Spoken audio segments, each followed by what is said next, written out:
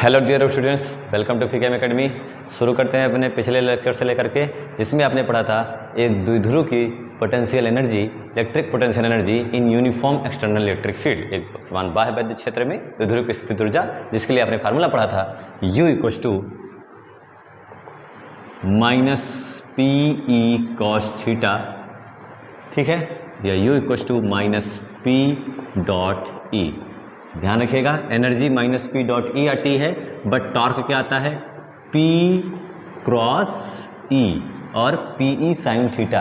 तो टॉर्क आता है पी साइन थीटा, एनर्जी आती है माइनस पी ई। अब इसको लेकर के केस कर लेते हैं। ध्यान से देखिए, पी कांस्टेंट रहता है, यूनिफॉर्म एक्सटर्नल फील्ड है, यूनिफॉर्म इलेक्ट्रिक फील्ड है, पी कांस्टेंट होगा, डाइपोल रखा है, ई कांस्टेंट होगा, बचा क्या?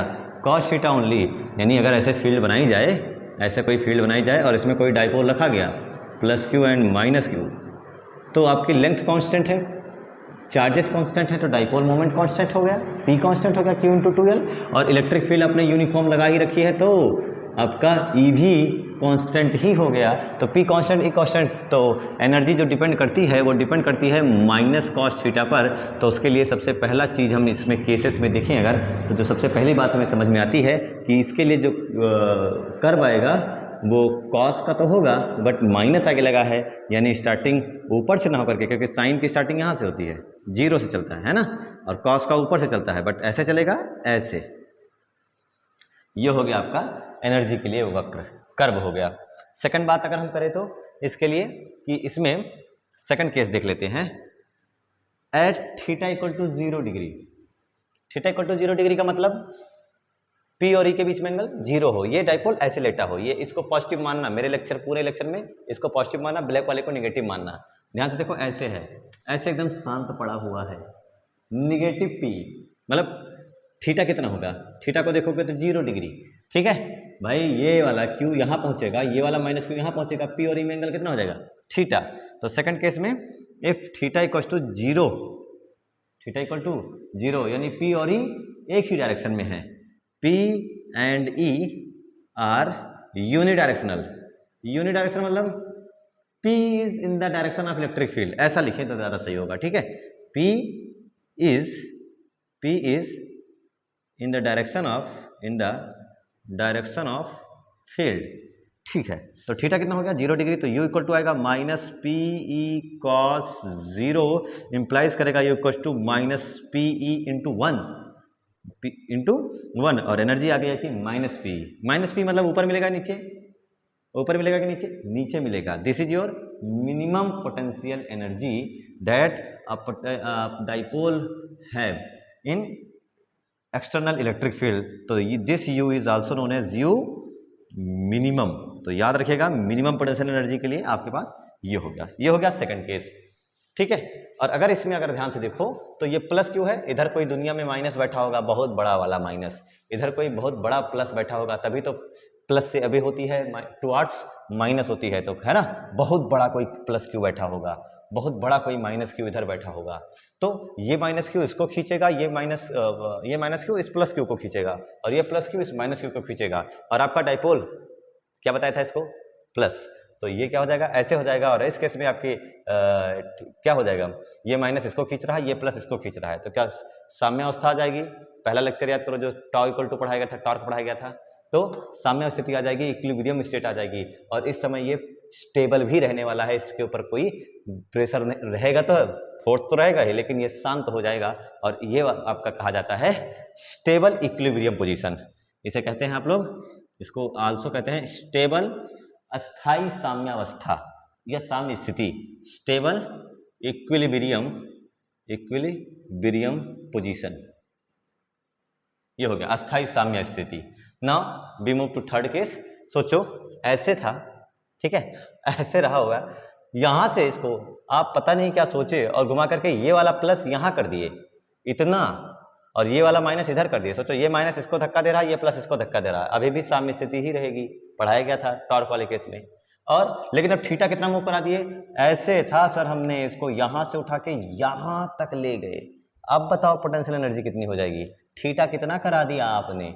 एक ही बार में आपने थीटा करा दिया, कॉस अभी 0 था और आपने कर दिया कितना? 180 डिग्री, तो अब आप कह सकते हैं थर्ड केस को लेकर के कि sir if theta equals to 180 degree, तो यू इक्वल्स टू क्या हो जाएगा, यू इक्वल्स टू क्या होगा, यहां से उठा करके ऐसे कर दिया, बहुत मेहनत, U equals to minus P E cos 180 and cos 180 equals to होता है minus P E into minus 1 cos 90 plus 90 minus sine 90, और यू इक्वल टू क्या हो गया plus P E.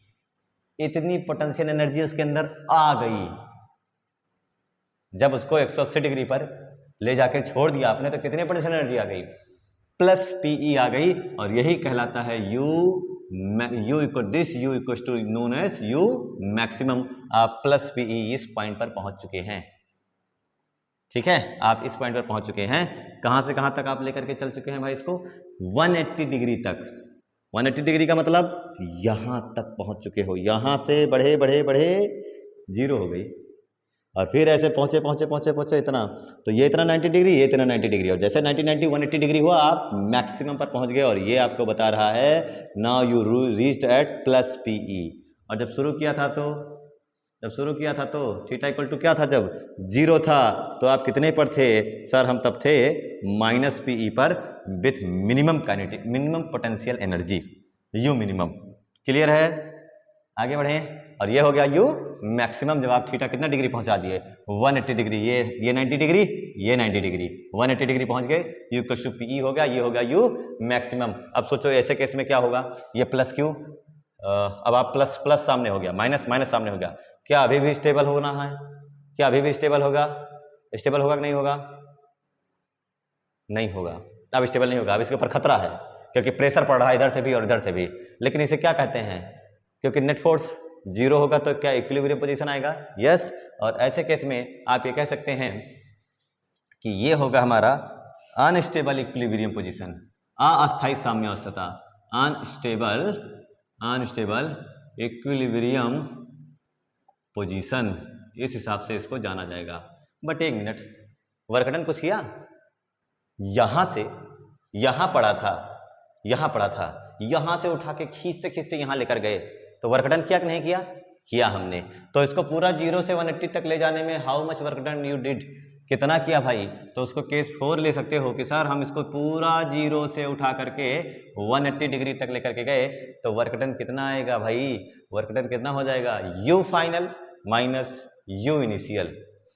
Work done equal to क्या हो जाएगा, U final minus U initial. और ऐसे केस में यू फाइनल कितना है, आप 180 डिग्री पर लेकर गए sir, plus PE minus U initial. जब 0 डिग्री पर था, सो रहा था, तो कितना था, minus PE minus minus plus, work done कितना हो गया, या पोटेंशियल एनर्जी में पोटेंशियल एनर्जी कितनी हो गई अब, ठीक है। तो ये चाहे वर्क डन बोल दो या पोटेंशियल एनर्जी बोल दो, माइनस प्लस बी, और ये हो जाएगा माइनस माइनस प्लस, तो टोटल हो जाएगा 2 प्लस 2PE। ये वो चेंज आया जो आपने नेट चेंज लेकर के आए उसके अंदर, तो ये हो गया आपका वर्क डन। क्या इसको और किसी तरीके से बता सकते थे, yes, work done means U final minus U initial, यानी डेल्टा यू इक्वल टू आपने पढ़ा था minus P cos theta 1 minus cos theta 2, ठीक है, ऐसा पढ़ा था कहीं, u equal to P minus P E cos theta 1 minus cos theta 2। ऐसे केस में आप इसको लिखना चाहें तो आप उसको 0 से उठा करके कितना डिग्री लेकर के भाई, 0 से उठा करके, एक second, formula cos theta 2 minus cos theta 1, ठीक है, cos theta 2 minus cos theta 1। अब आप उसको 0 से लेकर के थीटा 1 0 से लेकर के 180 डिग्री तक लेकर के गए, क्या होगा, delta U equal to minus P E cos theta 2 180 degree minus cos theta 1 0 degree, कितना हो जाएगा, कॉस 180 माइनस 1 कॉस 0 1, कितना हो जाएगा, माइनस पी ई माइनस 1, और ये हो जाएगा minus 1 minus minus plus minus 2 और माइनस माइनस प्लस, तो क्या होएगा, plus 2E। Work done equal to change in potential energy, ठीक है। इस हिसाब से ये आपके पास आ गया delta U equal to 2E, कहाँ से, P कहाँ गया है सर, 2PE, ये हो गया आपका ये वाला केस। क्लियर है। अब एक और केस जो इसके लिए इंपॉर्टेंट बताया जाता है, उस केस का नाम है कि अगर आपको इसको साम्य स्थिति से घुमाना शुरू करते हैं, ये कितना केस था, 4 था, फिफ्थ में ले लेते हैं। अब अगर हम इसको हमेशा साम्य स्थिति से उठाएं, साम्य स्थिति मतलब इक्विलिब्रियम पोजीशन से उठाएं, इक्विलिब्रियम पोजीशन में भाई एकदम शांत से ऐसे लेटा है, और ऐसे केस में θ1 हमेशा कितना रखोगे भाई, स्टार्टिंग हमेशा एंगल कितना रखने वाले हो, 0। और ऐसे केस में अगर आपको चेंज इन पोटेंशियल एनर्जी बताने को कहे तो डेल्टा यू इक्वल टू, आप क्या कहेंगे sir, delta U equal to, भाई हर बार आपका क्या होने वाला है, अब इसको उठाएंगे साम्य स्थिति से तो कितना वर्क डन, ये जो वर्क डन निकाला गया था, फार्मूला जो पढ़ा गया था ना, याद होगा आप लोगों को, डेल्टा यू करके यू इक्वल टू क्या लिखा गया था, पीई, याद है, याद है ना, रिवीजन करके बैठा कीजिए, इसके ठीक पुराना वाला लेक्चर 8 है, उसको जा करके ज्वाइन कीजिए और फिर आपको लेक्चर 9 समझ में आने वाला है, ठीक है। और ये लेक्चर 9 है, इसके बाद न्यूमेरिकल्स की सीरीज आने वाली है। तो जो डेल्टा यू इक्वल टू होता है, आप क्या लिख सकते हैं, equal to P E cos θ2 minus cos θ1। ऐसे केस में, सर यहाँ तो माइनस है, बताते हैं, रुको, इक्वल टू पी ई, हाँ माइनस करोगे तो cos θ1 माइनस cos θ2, और ये वर्क डन आएगा by electric field, work done by electric field जो आप लोगों ने किया था, और वही पोटेंशियल एनर्जी लिखा था, you initial minus you final, ठीक है, ऐसे केस में। और अगर हम करेंगे तो सेम चीज को क्या बना देते हैं, पॉजिटिव, तो work done by S, change in potential energy by S, delta U equal two plus work done by S plus, तो डेल्टा यू इक्वल टू क्या हो जाएगा, स्टार्ट करते हैं साम्य स्थिति से, इसको चेंज किया जाता है, साम्य स्थिति से उठाते हैं, साम्य स्थिति से, स्टेबल इक्विलिब्रियम पोजीशन से साम्य स्थिति से, तो आपके पास हो जाएगा delta U θ1 equal to 0, θ1 equal to 0, delta equal to P E cos theta, cos 0 1 minus cos theta, अगले थीटा का वेट रहेगा, आप यहाँ से पोटेंशियल एनर्जी निकाल सकते हैं। क्लियर है, आई होप ये समझ में आया होगा। चलते हैं हम अगले टॉपिक की ओर, जिसे कहा जाता है इलेक्ट्रोस्टैटिक्स ऑफ कंडक्टर, ठीक है, देखते हैं।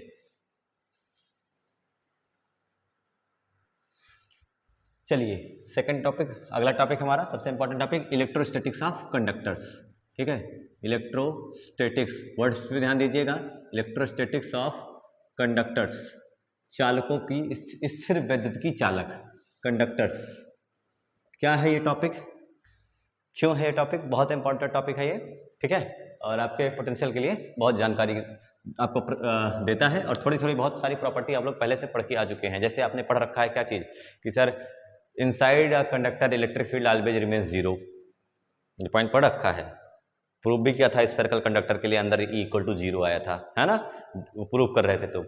और आपने दूसरी प्रॉपर्टी पढ़ रखा है कि भाई किसी हमारे पास कोई सरफेस होगा, चार्ज सरफेस होगा, उसके जस्ट आउटसाइड जो इलेक्ट्रिक फील्ड होती है वो परपेंडिकुलर होती है, ठीक है, ऐसे कई सारी प्रॉपर्टीज हम लोग पढ़ के रखे हैं। और किसी मटेरियल के अंदर, किसी कंडक्टर के अंदर चार्ज हमेशा कितना रहने वाला है, 0, ये सारी प्रॉपर्टीज पढ़ा गया है, ठीक है। इन सारी प्रॉपर्टीज को अगर हमने पढ़ा है तो उसी को एक्सप्लेन करते हैं। इलेक्ट्रोस्टैटिक्स ऑफ कंडक्टर्स, वर्ड याद रखिएगा, इलेक्ट्रोस्टैटिक्स, इलेक्ट्रोस्टैटिक्स का मतलब charge should be at rest, आवेश हमेशा रुका होना चाहिए, इलेक्ट्रोस्टैटिक्स, इसको अगर पकड़ लिया तो आगे सारी प्रॉपर्टीज क्लियर हो जाएंगी ऐसे ही, ठीक है। स्थिर विद्युत की, आवेश का स्थिर होना जरूरी है। तो शुरू करते हैं। सबसे पहला इसका हेडिंग जो है कि किसी चालक के भीतर विद्युत क्षेत्र हमेशा शून्य होता है, inside a conductor electrostatic field always remains 0। तो ठीक है, पहला है किसी चालक के भीतर E inside a conductor, E inside conductor के बारे में बात हो रही है, ठीक है, ई इनसाइड इज ऑलवेज 0। इसको हम देखते हैं कि ये क्यों 0 होता है, क्यों 0 होना चाहिए। अगर 0 ना होता तो, कंट्राडिक्शन से देखते हैं, अगर 0 ना होता तो क्या होता। कंडक्टर्स हैं, conductors have a large amount of free electrons, उनके पास बहुत सारे फ्री इलेक्ट्रॉन्स होते हैं, और अगर वो फ्री इलेक्ट्रॉन्स हैं तो वो मूव करना चाहेंगे भाई। अगर उनको इलेक्ट्रिक फील्ड, जैसे इलेक्ट्रिक फील्ड मिलेगी उनके ऊपर ताकत लगेगी, फोर्स लगेगा, और वो चलना शुरू कर देंगे। तो अगर तुम्हारे पास मान लो कोई कंडक्टर है, और ऐसे केस में अगर आप अंदर इलेक्ट्रिक फील्ड, मान ये आपके पास फ्री इलेक्ट्रॉन भी है अंदर, भाई कंडक्टर है तो अंदर फ्री इलेक्ट्रॉन्स भी है। अब अगर अंदर इलेक्ट्रिक फील्ड होगी तो ये लगातार क्या करते रहेंगे, चलते रहेंगे, क्योंकि इनके ऊपर प्रेशर लगता रहेगा, फोर्स लगता रहेगा, और ये क्या करेंगे, लगातार मूव करते रहेंगे। फ्री इलेक्ट्रॉन्स लगातार मूव करते रहेंगे, और तब तक मूव करेंगे जब तक इनके ऊपर इलेक्ट्रिक फील्ड का इफेक्ट कितना क्या ना हो जाए, 0। क्यों? क्योंकि आप क्या पढ़ रहे हो, चार्ज एट रेस्ट, इलेक्ट्रोस्टैटिक्स बताया ना, इसी से सारा चीज खत्म हो जाएगा। हमें भाई इलेक्ट्रोस्टैटिक्स में कोई करंट ही नहीं फ्लो होता, करंट फ्लो नहीं होता तो दिमाग में बात ऐसे बांध रख सकते हो कि सर कोई करंट फ्लो तभी नहीं होगा जब कोई चार्ज नहीं चलेगा।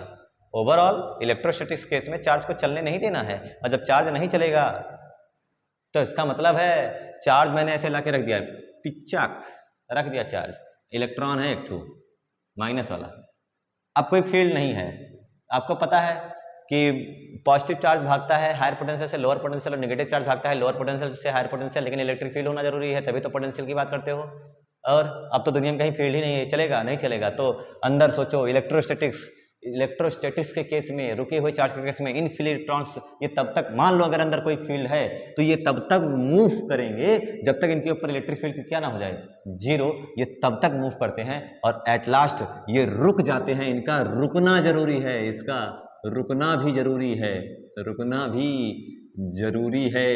सर इलेक्ट्रोस्टैटिक्स है तो फ्री इलेक्ट्रॉन्स का रुकना जरूरी है, और ये रुकेंगे तभी जब इनके ऊपर फील्ड कितनी हो जाएगी, जीरो। तो in case of electrostatics there is no field inside a conductor. Clear है? क्लियर है? अंदर ई कितना हो गया, जीरो, चाहे ये चार्ज हो या चार्ज ना हो। अगर ये न्यूट्रल भी है ना, अगर ये न्यूट्रल भी है तो भी कोई दिक्कत नहीं है, उदासीन भी है तो भी कोई दिक्कत नहीं है। और अगर मान लो चार्ज हो गया तो ये, अगर ये चार्ज है तो ठीक है, अगर ये चार्ज है सब प्लस प्लस प्लस प्लस तो क्या होगा, अरे फील्ड बाहर बाहर ही होगी, अंदर अभी भी ई कितना होने वाला है, जीरो। सोचना मत, चाहे वो न्यूट्रल हो चाहे वो चार्ज हो। ठीक है, इसको मैंने इससे बताया, इसको एक और तरीके से बताया जाता है। वो क्या है कि मान लो आपके पास कोई मटेरियल है, आपने उसको ऐसे रख दिया, ठीक है, ऐसे कोई रख दिया, या फिर आपने कोई गोला ही ले लिया, ठीक है, जैसे कि ये न्यूट्रल है शुरू में, इसी से करके देख, चलो बगल करके देख लेते हैं, नहीं तो कंफ्यूज ना हो जाओ। ठीक है, पहले में क्या कहा कि भाई वो इलेक्ट्रॉन्स, फ्री इलेक्ट्रॉन्स तब तक मूव करेंगे जब तक उनके ऊपर क्या होता है, फील्ड जीरो ना हो जाए, और फील्ड जीरो हो जाएगी तो वो रुक जाएंगे, रुकना भी जरूरी है, रुक जाएंगे, तब तक मूव करेंगे जब तक फील्ड जीरो ना हो जाएगा, रुकना भी जरूरी है। रुकेंगे कब, जब फील्ड जीरो होगी, जीरो होगी। इलेक्ट्रोस्टैटिक्स रुकना है तो फील्ड जीरो होना ही होगा। क्लियर है? दूसरे तरीके से मान लो आपके पास कोई गोला है, ठीक है, और आपने फील्ड लाइन्स ऐसे लगा दी।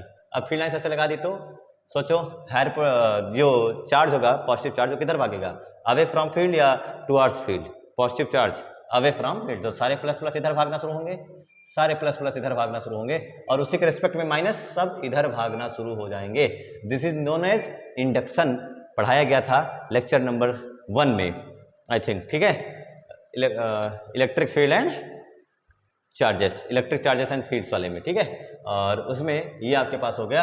अब ये इसे बोला जाता है इंड्यूस्ड चार्ज, प्रेरित आवेश, लेकिन आवेश है तो, और आवेश होगा तो फील्ड भी होगा, तो ये अपनी फील्ड भी बनाना शुरू कर देते हैं, ये भी अपना फील्ड बनाना शुरू करते हैं। और शुरू में तो फील्ड का मान कुछ भाई इसका इफेक्टिव रहता है, कुछ ना कुछ तो इसका रहता है, और ये धीरे धीरे जीरो से शुरू होता है, ये जीरो से शुरू होता है और फील्ड धीरे धीरे बढ़ता रहता है ना, धीरे धीरे धीरे धीरे बढ़ता रहता है, इंक्रीज करता रहता है। और एक टाइम के बाद क्या आता है, जो आपने ई एक्सटर्नल लगाया है, सपोज दैट ई नॉट है, और जो ये अंदर बनी है ई आई है, एक टाइम ऐसा था। तो ऐसा दोनों की डायरेक्शन देखो, ऐसा नहीं हो रहा है, महाभारत का युद्ध हो रहा है, एक उधर से एक उधर से, तीर चल रही है, तो ऐसे केस में क्या होगा, तीर तीर कटेंगे, ठीक है, तीर तीर कटेंगे। शुरू में जीत रहा है लेकिन बाद में अपना बनाता जाएगा, और एक टाइम के बाद दोनों इक्वल हो जाएंगे और इसको कट कर देंगे। लेकिन ऐसे होने में सेकंड भी नहीं लगता, ऐसा मत सोचिएगा कि हाँ काफी टाइम लगेगा, ऐसा नहीं, सेकंड भी नहीं लगता। आपने लगाया खपाच, देखा तो अरे वाह अंदर फील्ड जीरो, इसका मतलब समझो ध्यान से, ऐसे कोई गोला था और आपने ऐसे फील्ड बनाया, ये आपकी फील्ड जा रही है, लेकिन क्या हुआ, इधर प्लस हो गया, इधर क्या हो गया, माइनस, और इसने उल्टा फील्ड बना दिया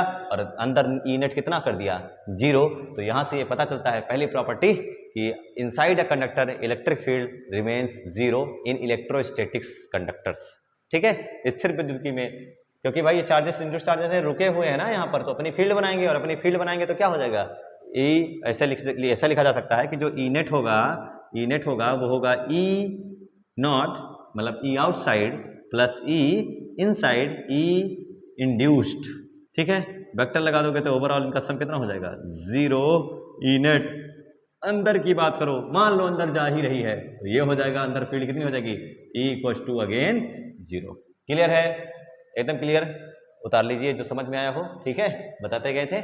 चलिए हम चलते हैं अगले की ओर। चलिए अगला टॉपिक है इसी में सेकंड, जिसे कहेंगे कि इलेक्ट्रिक फील्ड हमने पढ़ा था चार इलेक्ट्रिक फील्ड लाइंस की प्रॉपर्टीज में कि ये हमेशा किसी भी चार्ज सरफेस के परपेंडिकुलर होती हैं, ठीक है।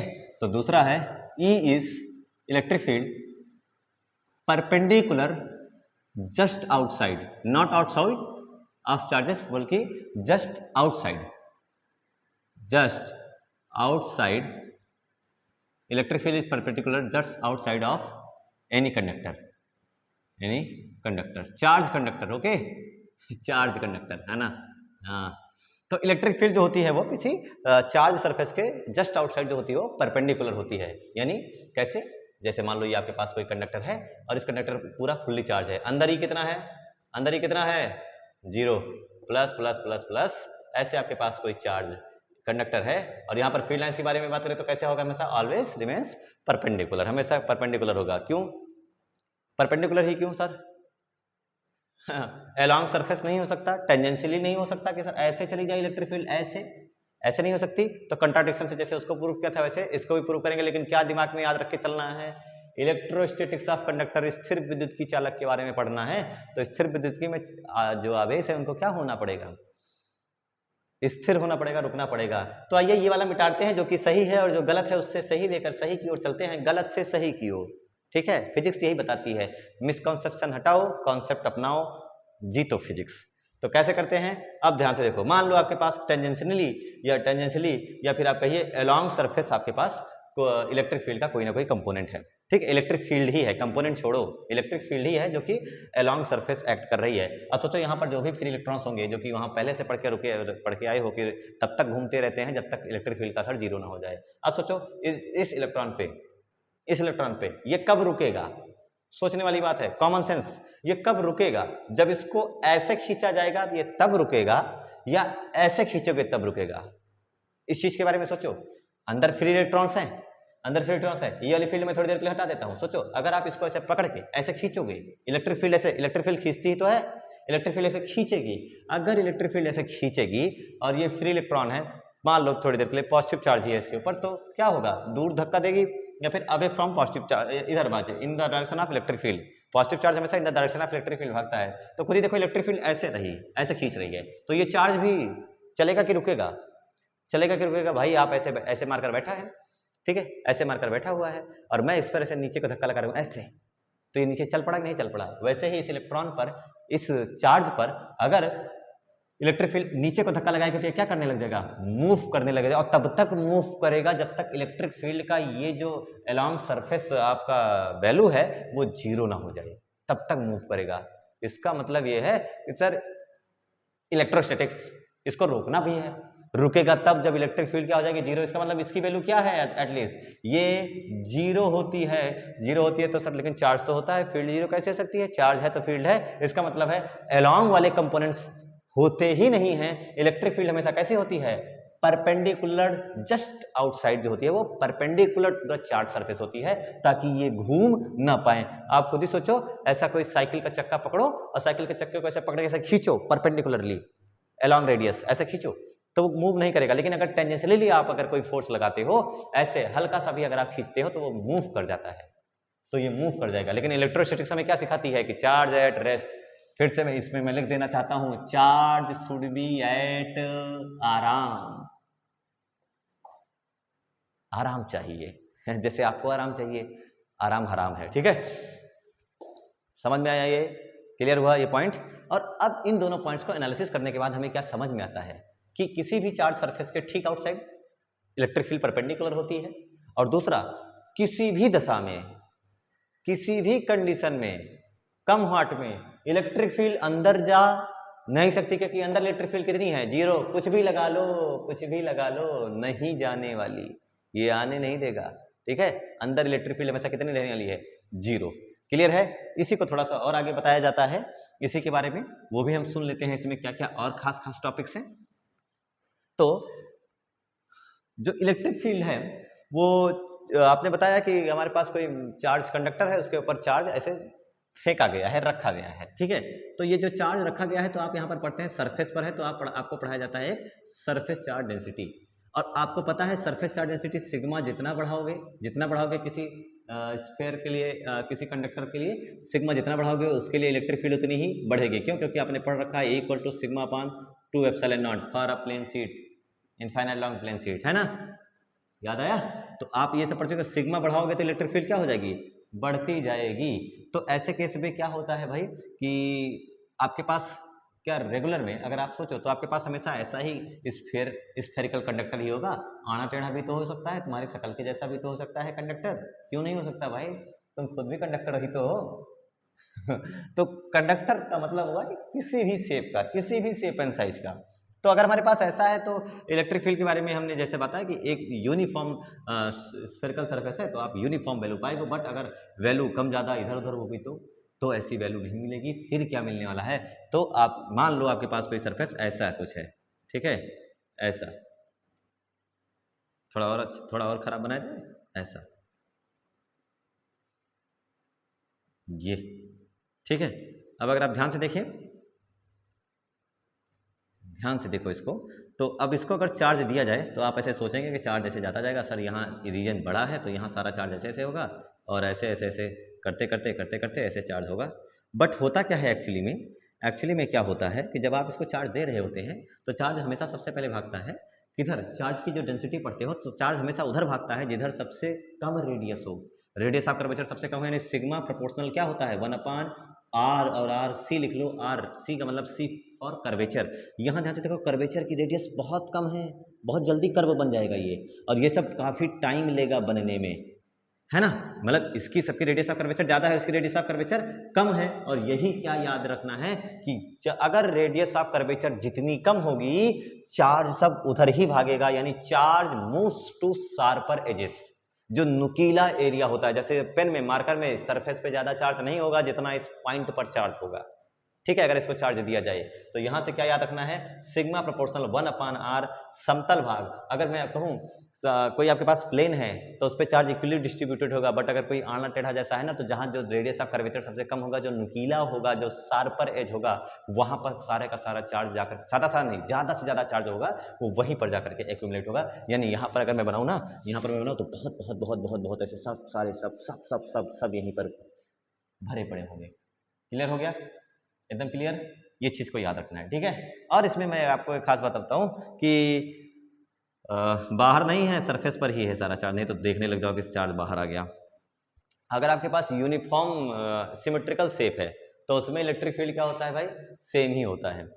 इलेक्ट्रिक फील्ड क्या होता है? सेम होता है, सेम, लेकिन इलेक्ट्रिक फील्ड का मैग्नीट्यूड सेम होता है। जैसे ध्यान से देखो, यहाँ पर इलेक्ट्रिक फील्ड की डायरेक्शन ऐसे है, यहाँ पर इलेक्ट्रिक फील्ड की डायरेक्शन ऐसे है, तो इलेक्ट्रिक फील्ड इंटेंसिटी सेम नहीं है, बल्कि इलेक्ट्रिक फील्ड इंटेंसिटी का मैग्नीट्यूड सेम है। क्लियर है? इलेक्ट्रिक फील्ड इंटेंसिटी का मैग्नीट्यूड सेम है, डायरेक्शन अलग अलग है। बट आपके पास अगर कोई प्लेन शीट हो, प्लेन ऐसे कुछ, तो यहाँ पर सारी फील्ड ऐसे होगी, यानी यहाँ इलेक्ट्रिक फील्ड भी सेम है और इलेक्ट्रिक फील्ड का डायरेक्शन भी सेम है, मैग्नीट्यूड भी सेम है और डायरेक्शन भी सेम है। तो ये हो गया आपके लिए टॉपिक, दूसरा पॉइंट जो आपको इंपॉर्टेंट था, ठीक है।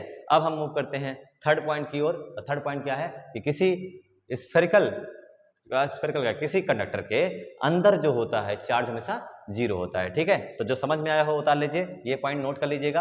अगर किसी की चीज को आवेश दे रहे हो तो नुकीले भाग पर आवेश जल्दी जाकर के बैठेगा, ज्यादा वहीं होगा नुकीले भागों पर।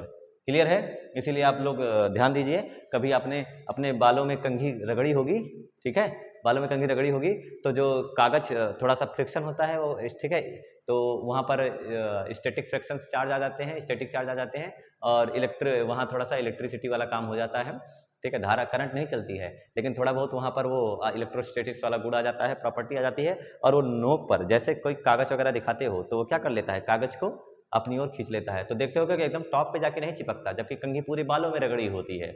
नोटिस करना इस चीज को, जो कागज चिपकेगा एक्सपेरिमेंट कर लेना, जो कागज चिपकेगा वो जो कॉम्ब होता है उसकी नोक पर ही चिपकती है जाकर के, ठीक है। अरे किया होगा तुमने ये, ओके। तो चलते हैं हम थर्ड पॉइंट की ओर कि चार्ज किसी कंडक्टर के अंदर चार्ज होता है जीरो होता है।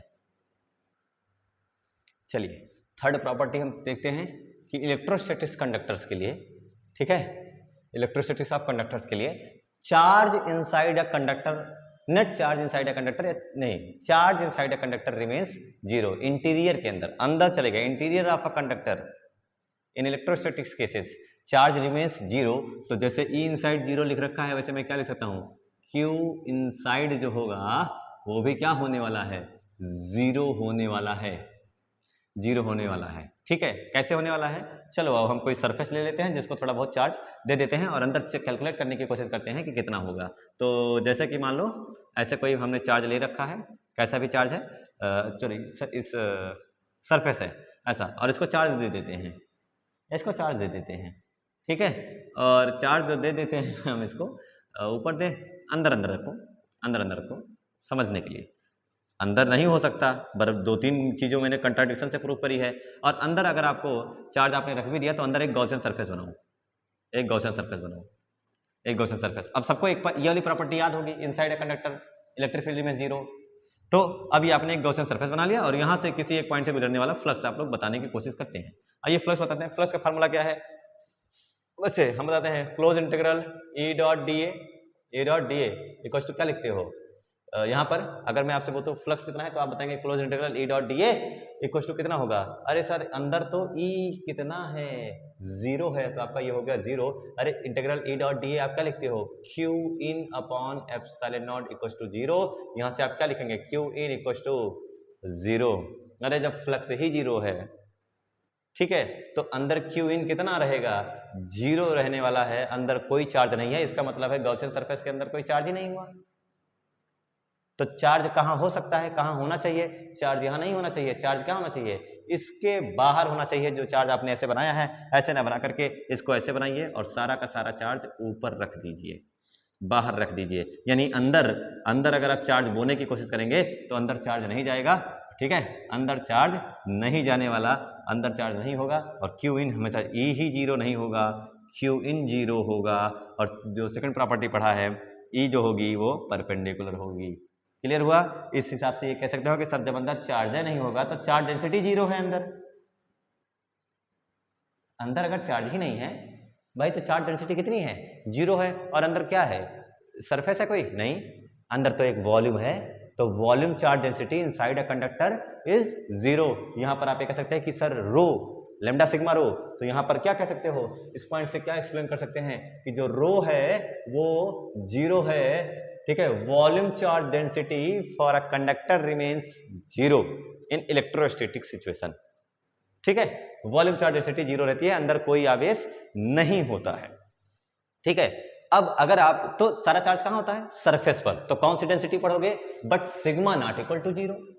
अगर चार्ज दोगे तो सिग्मा जीरो नहीं होगा। ठीक है, but sigma not equal to zero अगर आप उसको चार्ज देते हैं तो सिग्मा आप उसको जैसे जैसे चार्ज देते जाएंगे, सोचें अगर आप सोचो कि लो चार्ज देते जाएं किसी तरीके से अंदर चला जाए, नॉट पॉसिबल, नेवर पॉसिबल, यम पॉसिबल।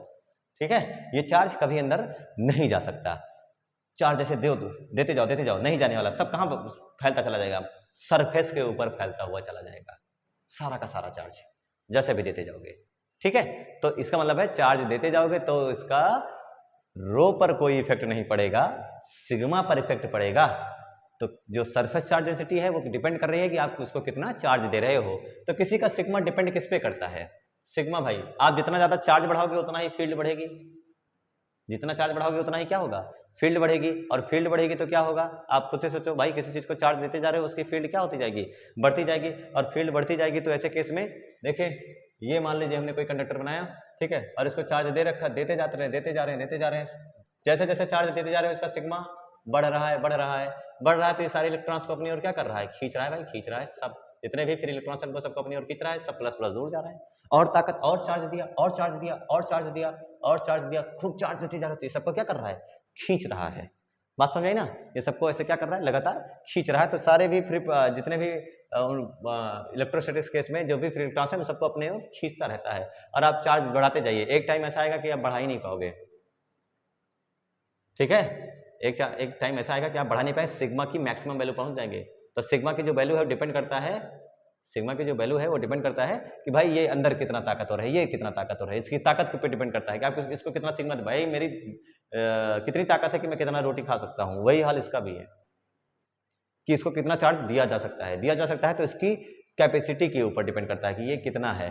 ठीक है, अगर ये मान लो कोई कंडक्टर ना ही हो, कोई और ही मीडियम हो, तो चार्ज देते जाओ, तो क्या होगा, लगातार इसके ऊपर चार्ज रखता जाएगा और ऐसे केस में आप देखो चार्ज बढ़ाओ और बढ़ाओ और बढ़ाओ, सिग्मा बढ़ा, चार्ज बढ़ाया सिग्मा बढ़ा, चार्ज बढ़ाया सिग्मा बढ़ा, बट कब तक, एक मैक्सिमम एक वैल्यू होगी जिसे कहा जाता है इस मीडियम की डाइलेक्ट्रिक पावर, परावैद्युत सामर्थ्य के नाम से जाना जाता है। डाइलेक्ट्रिक पावर परावैद्युत सामर्थ्य के नाम से जाना जाता है। और ये परावैद्युत सामर्थ्य क्या बताती है कि कोई जो मटेरियल है अगर किसी इलेक्ट्रिक फील्ड में रखा हुआ है तो आप इलेक्ट्रिक फील्ड की वैल्यू कितनी लगा दिए, मतलब सिग्मा कितना, चार्ज कितना दे दिए उसको, आप इलेक्ट्रिक फील्ड कितना लगा दीजिए, चाहे आप बोलिए चार्ज कितना दे दिए, चाहे आप बोल दीजिए कि आपने कितनी इलेक्ट्रिक फील्ड लगा दी। भाई जितनी ज़्यादा इलेक्ट्रिक फील्ड लगाओगे,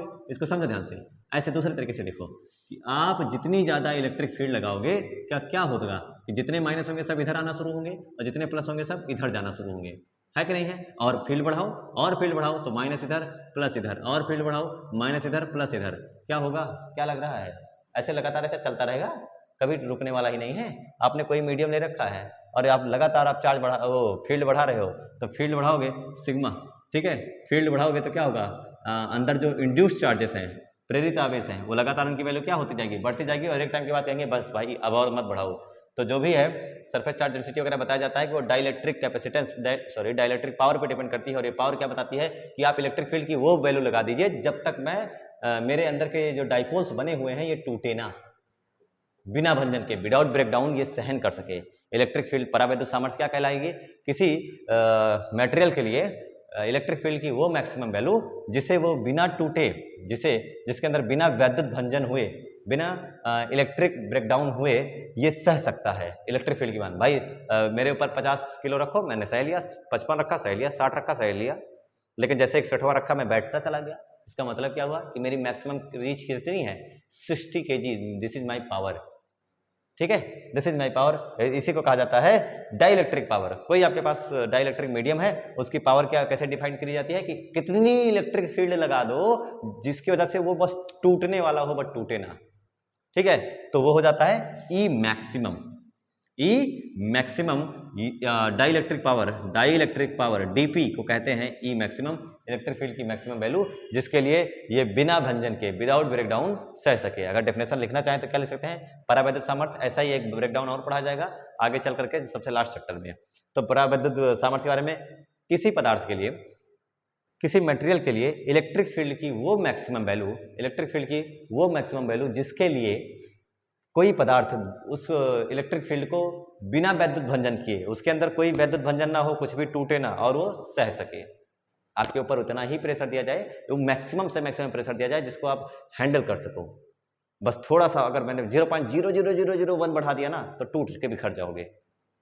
उस पावर को कहा जाता है, उस मैक्सिमम वैल्यू को, लिमिटिंग फ्रिक्शन जैसा है कि बस चलने ही वाला है, बस टूटने ही वाला है, थोड़ा सा और बढ़ाओ, 0.1 न्यूटन, 0.0001 न्यूटन पर कूलम, तड़ाक टूट गया। अब ये कंडक्टर हो गया क्योंकि सारे इलेक्ट्रॉन्स ये पॉजिटिव जो इस बॉन्ड से बंधे हुए थे सब फ्री हो गए, अब कंडक्टर के जैसा एक्ट करने लग जाएगा। डाइलेक्ट्रिक था, डाइलेक्ट्रिक को कंडक्टर बना दिया। कैसे, डाइलेक्ट्रिक को, जैसे एयर एक खुद डाइलेक्ट्रिक है, एयर वायु खुद एक परावैद्युत है, और आपने अगर आपको उसको कंडक्टर बनाना है तो क्या करो, एयर के लिए एयर को ऐसे डिब्बे में भर लो और उसके लिए फील्ड लगा दो, उधर से चारों तरफ से, एक तरफ से फील्ड लगा दो, और क्या होगा, इलेक्ट्रिक फील्ड बढ़ाते जाओ, क्या होगा, एक टाइम के बाद जो एयर के मॉलिक्यूल्स में होंगे पॉजिटिव नेगेटिव, सब पॉजिटिव दूर भागेंगे, नेगेटिव इधर भागेंगे, एक टाइम के बाद ऐसे तड़ाक से टूट जाएगी। कब टूटेगी, नहीं तोड़ना नहीं है भाई, सामर्थ्य पढ़ने ना, शक्ति पढ़ने, कितना सह पाएगा। तो कितना सह सकती है एयर, उसके लिए मैं आपको डाइलेक्ट्रिक पावर बता देता हूँ। फॉर एयर, हवा के लिए 3 × 10⁶ वोल्ट पर मीटर ये होता है। मतलब समझो ध्यान से, अगर आप, वोल्ट पर मीटर क्या चीज है, what is this, volt per metre equals to dV/dr -dV/dr, volt per metre. अरे सर इलेक्ट्रिक फील्ड है तो वही तो लिखा, for air E maximum, for air E maximum का मतलब डाइलेक्ट्रिक पावर कितना होता है, 3 × 10⁶ वोल्ट। अगर आप इतना वोल्ट लगा देते हो, 1 मीटर के उसमें डिस्टेंस में एयर भरी है और आप इतना वोल्ट लगा देते हो 3 × 10⁶, तो उसमें क्या हो जाएगा कि इलेक्ट्रिक जो होगा ब्रेकडाउन वो बस होने ही वाला होगा, थोड़ा सा और बढ़ा दोगे तो हो जाएगा। तो ये होती है परावैद्युत सामर्थ्य एयर के लिए। क्लियर है। ठीक है, तो आई होप ये समझ में आया होगा, अच्छे से रिवाइज कीजिएगा। ये हो गया तीसरा पॉइंट, ठीक है। और उसके बाद चलते हैं हम लोग चौथे पॉइंट की ओर।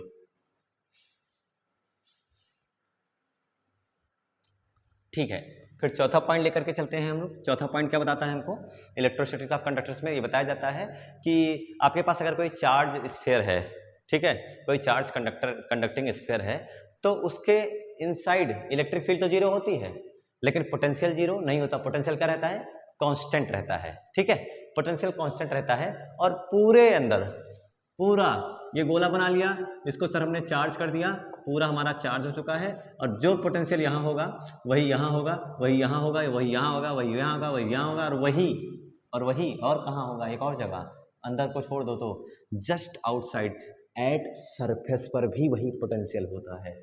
यानी हर जगह पोटेंशियल क्या रहने वाला है, सॉरी कांस्टेंट रहने वाला है, नियत रहने वाला है अंदर, और यहाँ पर भी वही रहने वाला है। कितना रहने वाला है, के क्यू अपान आर, और बाहर चले जाओगे तो K Q upon R plus this distance R plus D, ठीक है। तो इस हिसाब से आपके लिए ये हो गया ये बात कि अगर आपके पास कोई कंडक्टिंग स्फीयर है तो उसके अंदर पोटेंशियल कांस्टेंट रहता है, सरफेस पर भी कांस्टेंट रहता है, उतना ही होता है। पूरे आयतन में, पूरे होल वॉल्यूम में पोटेंशियल की वैल्यू कांस्टेंट रहती है। क्यों, क्योंकि सोचो एक कंडक्टिंग स्फीयर है, अगर उसको बहुत दूर से देखो तो आपको छोटा सा पॉइंट नजर आएगा, उसके लिए ये वाला सरफेस, इसको ऐसा कंसीडर कर सकते हो कि इसका सारा चार्ज कहाँ पर बैठा है, सेंटर पे बैठा है, सेंटर से same distance same distance same distance same distance same distance. तो क्या ये इक्विपोटेंशियल सरफेस जैसा काम कर रहा है, समविभव पृष्ठ के जैसा?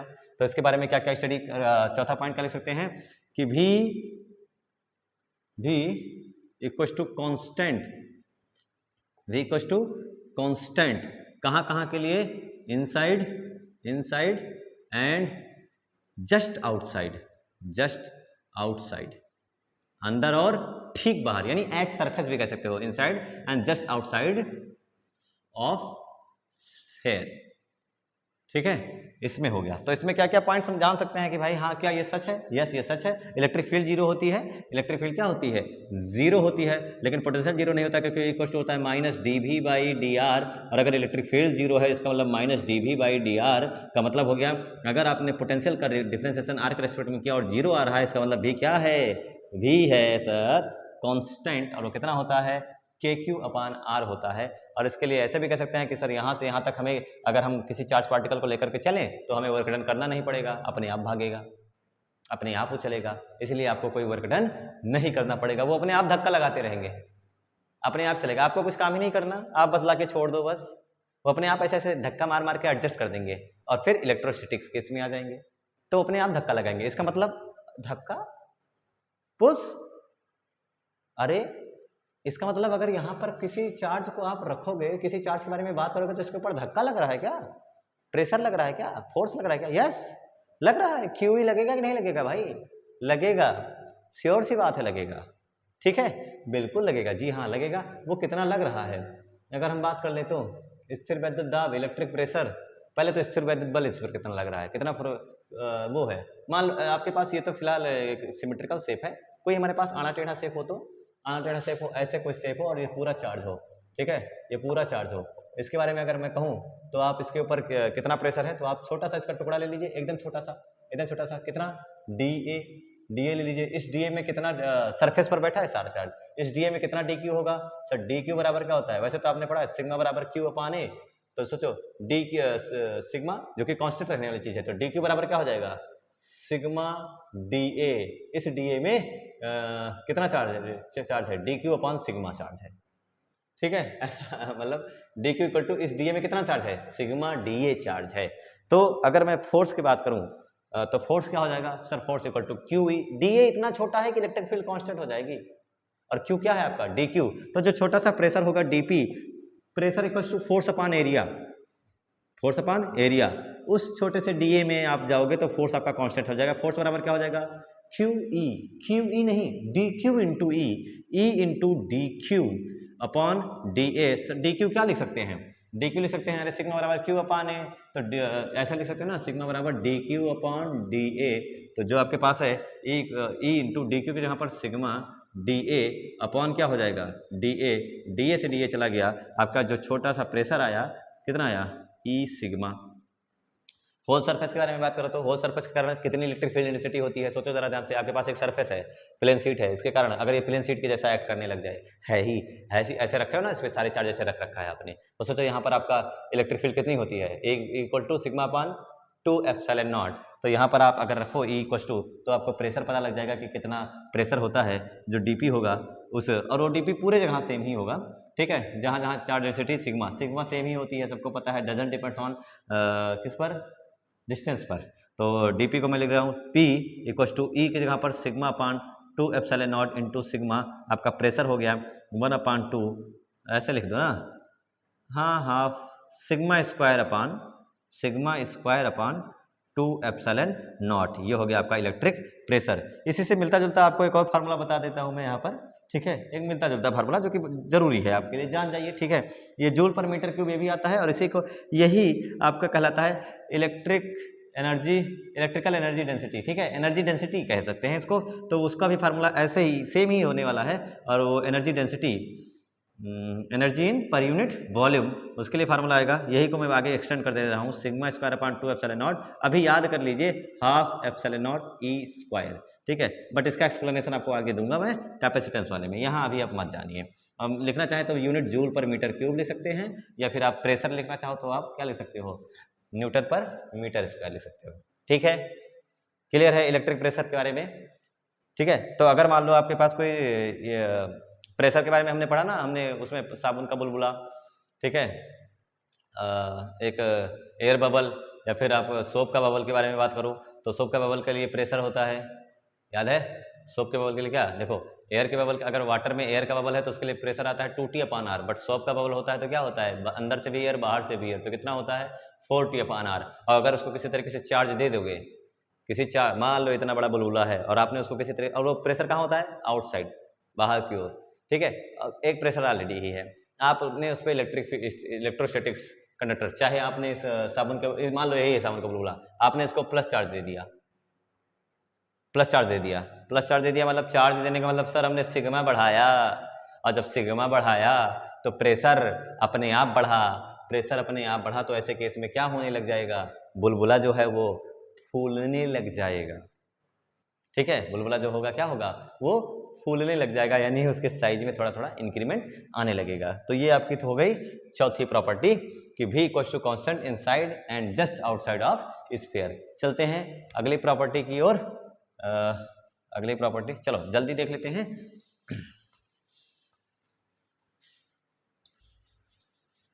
अगली प्रॉपर्टी है इलेक्ट्रोस्टैटिक शील्डिंग के नाम से जाना जाता है, ठीक है। इसमें आपने अभी तक शील्डिंग नहीं पढ़ी है, शील्डिंग का मतलब ये यूज आने वाला है टॉपिक, इलेक्ट्रोस्टैटिक शील्डिंग, ठीक है। शील्ड कवच, शील्ड लगाना, कवच लगाना, रक्षा करना, स्थिर विद्युत परिरक्षण के नाम से शायद जाना जाता है इसको। तो वो केस क्या है, ध्यान से देखो, जैसे मान लो कि भाई कोई आपके पास ऐसा इंस्ट्रूमेंट्स वगैरह है जिसको अगर जो इलेक्ट्रिक फील्ड के केस में आने पर वो इफेक्टिव हो जाएगा और वो खराब हो सकता है, तो क्या कर सकते हैं। आपके पास मान लो कि कोई ऐसा, मान लो ये मेरा मार्कर है और जैसे इलेक्ट्रिक फील्ड आएगी और मैंने कहा कि इसके लिए डाइलेक्ट्रिक पावर बहुत कम है, 1 वोल्ट है, 1 वोल्ट पर मीटर है, यानी अगर 1 न्यूटन पर कूलम की इलेक्ट्रिक फील्ड लग जाएगी तो ये टूट जाएगा। तो मुझे इसको बचाना है इलेक्ट्रिक फील्ड से, एक्सटर्नल इलेक्ट्रिक फील्ड वगैरह से बचाना है, तो क्या करें हम, इसी को कहा जाता है इलेक्ट्रोस्टैटिक शील्डिंग, यानी अपने अप्लायंस को, अपने इंस्ट्रूमेंट्स को एक्सटर्नल इलेक्ट्रिक फील्ड के इफेक्ट से बचाने के लिए जो हम उपाय लगाते हैं that is known as electrostatic shielding. और उसमें क्या करते हो, क्या करा जा सकता है, सोचो कि इलेक्ट्रिक फील्ड आके इसको तोड़ ना पाए, दिमाग लगाओ, इसमें से कोई एक कॉन्सेप्ट यूज कर लो, बस इलेक्ट्रिक फील्ड आके इसको टच ना कर पाए, ये सेफ रहे, ये बचा रहे, क्या हो सकता है, दिमाग काम कर रहा है शायद, कमेंट करके जरूर बताइएगा और ईमानदारी से बताइएगा कि हाँ सर हमने आपके बताने से पहले ही सोच लिया था। कौन सा पॉइंट, पहला पॉइंट, हाँ वेरी गुड। अगर हम सोचो कि इसको किसी चारों तरफ से किसी कंडक्टिंग स्फीयर के अंदर रख दें, तो अब इस कंडक्टिंग स्फीयर के अंदर फील्ड कितनी होगी, 0, बचा कि खराब हुआ, ये सेफ रह गया ना। This is known as electrostatic shielding, static shielding के नाम से जाना जाता है। इसमें आपका जो अप्लायंस है उनको बचा के रखा जाता है। इसमें क्या करते हैं, हम अपने अप्लायंस को एक कंडक्टर के अंदर रखते हैं। To pack our appliance our instruments in a conducting sphere. इसमें क्या करते हैं भाई, अपने अप्लायंस को या किसी भी सब्सटेंस को, किसी ऑब्जेक्ट को कंडक्टिंग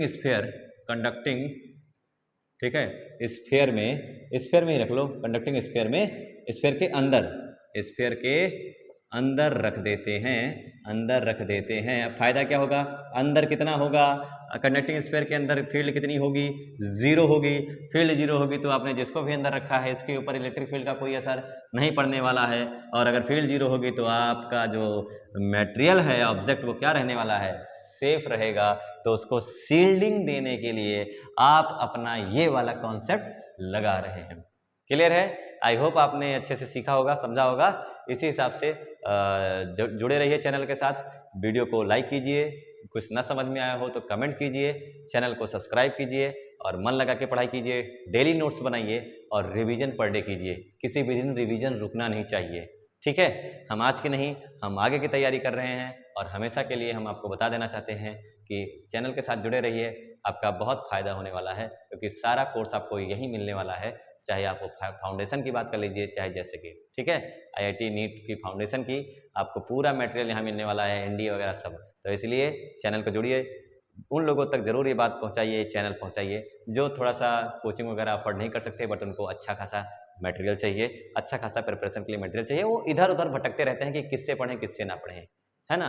और क्या हो जाता है प्रॉब्लम ज़्यादातर बच्चों को कि टीचर बहुत हाई फाई लैंग्वेज यूज कर देते हैं, ठीक है, बहुत प्रोफेसर जैसा लैंग्वेज यूज कर देते हैं, तो बच्चों के वो रीच में नहीं आ पाता है, वो समझ नहीं पाते हैं। तो कोशिश ये करी जाती है कि लेक्चर आपको बहुत ही सहजता से समझाया जाए, आपकी थोड़ी बहुत लैंग्वेज में समझाया जाए। क्लियर है? समझ में आया होगा। और इसी प्रकार से चैनल को सब्सक्राइब जरूर कीजिएगा और शेयर जरूर कीजिए। शेयर रुकना नहीं चाहिए, अपने सभी दोस्तों को, 10th और 12th वाले दोस्तों को जरूर भेजिए, ऑफकोर्स सबका फायदा हो, ठीक है। ओके, धन्यवाद।